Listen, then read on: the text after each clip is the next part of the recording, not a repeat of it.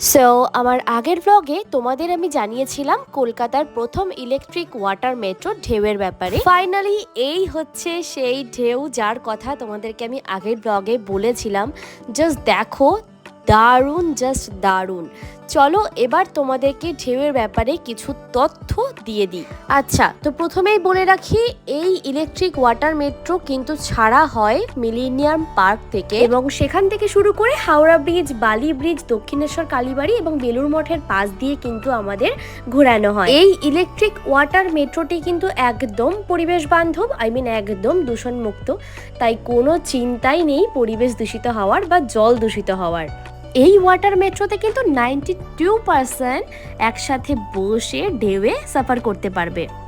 আচ্ছা, এবার তোমাদের টাইম টেবিল এবং টিকিট প্রাইসটা বলে দিই। এই ওয়াটার মেট্রোর দুটো টাইম শিডিউল আছে। একটা হচ্ছে দুপুর 1টা থেকে 3টে অবধি, আরেকটা হচ্ছে বিকেল 4:30 থেকে 6:30 অবধি। এবং এর টিকিট প্রাইস হচ্ছে এসির জন্য 300 পার হেড এবং নন এসি সিটের জন্য পার হেড 200 টাকা।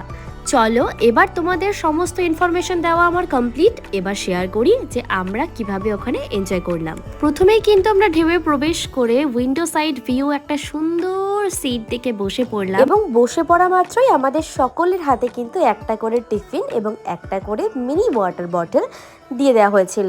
এটার জন্য কিন্তু আলাদা কোনো চার্জেস লাগেনি, এটা কিন্তু ওই টিকিট প্রাইসের মধ্যেই ইনক্লুডেড ছিল।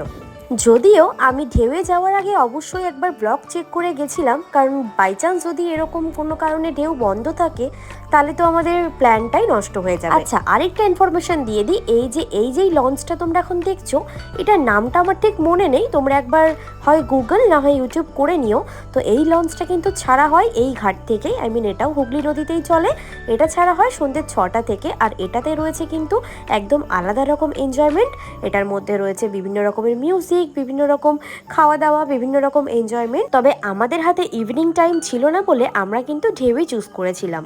বাই দ্য ওয়ে, আগের ব্লগটায় আমি তোমাদেরকে বলেছিলাম যে আমরা কেএফসিতে বসে খাওয়ার সুযোগ পাইনি, তাই আমরা ওখান থেকে ফ্রাইড চিকেন অর্ডার করে নিয়ে চলে এসেছিলাম ঢেউয়ে।